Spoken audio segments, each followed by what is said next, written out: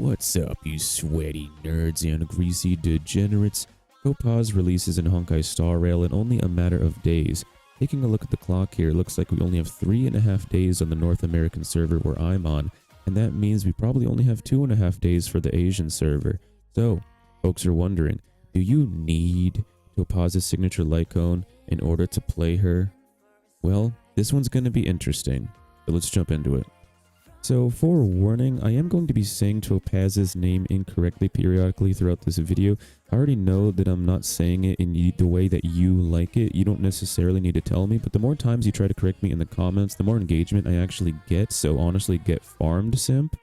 Literally, you guys don't go around telling British people that they're saying aluminium incorrectly and correcting them trying to say it's aluminum, do you? Yeah, I didn't think so, okay? So get farmed and continue to give me more engagement in the comments if you feel so inclined. Honestly, it just helps me out. I just figured I'd give you that warning and give you that little bit of transparency. Alright, now that we're through the appetizer, let's get into the main course here, alright? The meat and potatoes, alright? The signature light cone. Okay, to properly analyze this, let's go over the light cone and what it does one more time here, okay? So go to the Honkai Star Rail official Twitter, right? If you haven't, go ahead and follow the Honkai Star Rail official Twitter, turn on your notifications so that you can stay up to date with information. Anyways, you click on the link that they provided. It will take you to the Hoyle Lab where you can take a look at the light cone preview, which has all the information we have so far on the light cone. And there's also a link that can take you to the character preview, going over the traces that have been revealed, as well as the confirmed kit we have so far for the character. And if you want links to that, check the pinned comment and description below for those links, as well as a video going over that stuff I put out yesterday. Anyways, this light cone increases the wearer's crit rate. Actually, real quick, I need to say something. I need to point something out here. There's no such thing as a must pull in this game. Okay? Content creators, myself included, will put out videos that'll say like, oh, this is a must pull. Oh, you need this, right? We have a limited amount of information we can give you in the title and thumbnail to pull you guys in. Once we do that, we explain our reasoning for doing so in the video itself. It's kind of like clickbait. But this is, in my opinion, one of those rare situations in the game where if you don't have the signature light cone, right? One of the situations where if you don't have the character or the light cone, right? You might feel bad. You might have a feels bad man moment. You might have a bit of FOMO. And I believe this is one of those situations. So let's go over it. It increases the wearer's crit rate by 18% and their follow-up attack's damage by 30%. After the wearer uses a follow-up attack, apply the tame state to the target, stacking up to 2 stacks. When allies hit enemy targets under the tame state, every tame stack increases the crit damage dealt by 12%. Let's read that last part again. When allies, any ally, hit enemy targets under the tame state, every tame stack increases the crit damage dealt by 12%.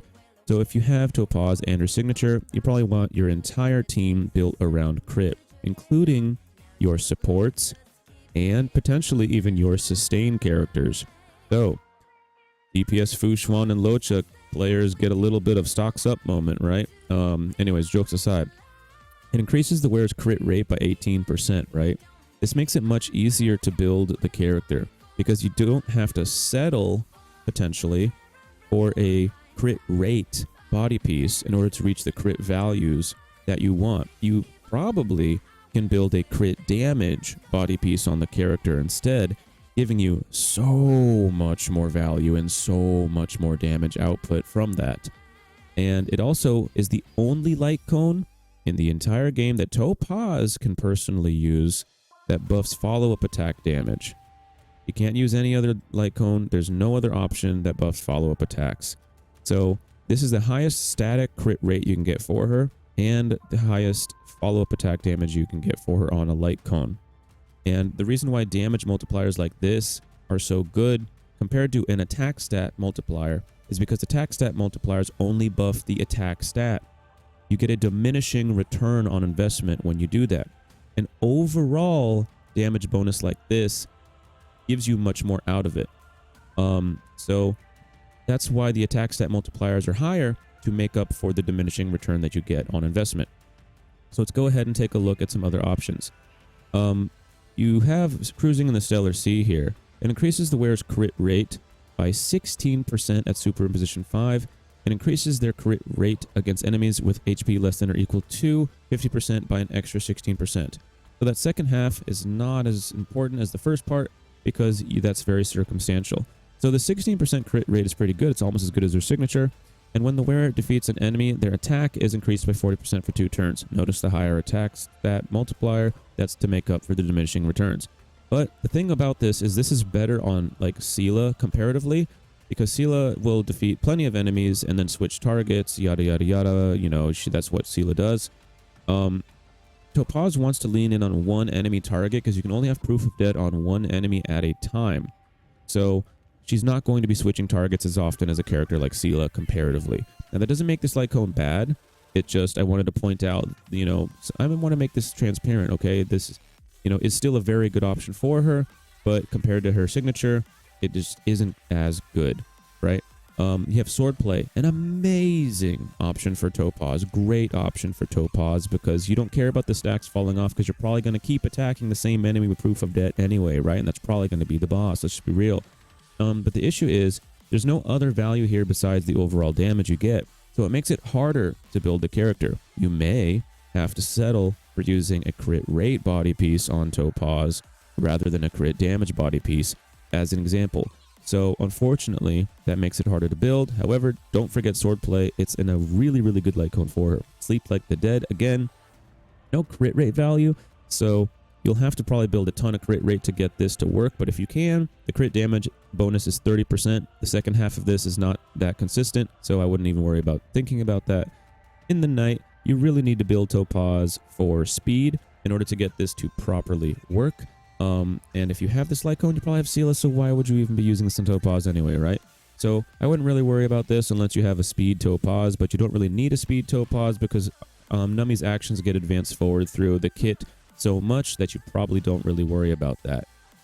So again, this is one of those light cones where if you have Topaz and you don't have the light cone, it's gonna probably feel a little bit bad.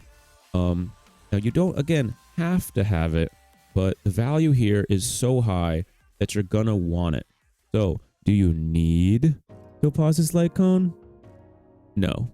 Do you want Topaz's light cone? Hell yeah, brother. You really want this light cone if you have Topaz. Full transparency once again, I've been talking about how I'm going to be pulling for Topaz, but I gotta get real with you guys for a second here, okay? I've been looking at how much Jade I have. I've been looking at what's coming in 1.5 with Ho-Ho, Argenti, and Hanya. And again, full transparency, I like to be honest with you guys. I'm potentially going to change my mind and not pull for Topaz. I kind of need a sustained character on the account that I would have been pulling for Topaz on, and Ho-Ho is a healer. I might need to do that, you know what I mean? Because if I don't have Topaz's signature light cone, I'm going to be one of those people that's having FOMO. And looking at the amount of Jade I have, if I lose my 50-50, brother, I'm probably not going to get her and the light cone, and that's going to feel real rough. So I'm going to have some very last minute decisions to make before her banner comes out in a few days. And full transparency, guys, I don't know if I'm going to do it. I'm just being real. I probably will, but I just wanted to be honest with you guys and let you know what's going on. So again, do you need this? No. Do you want it? Hell yeah. Anyways, if this video was helpful or informative in any way, shape, or form, please consider leaving a like and subscribe, because if you do, Topaz might let you touch her butt. Anyways, I'll see you next time.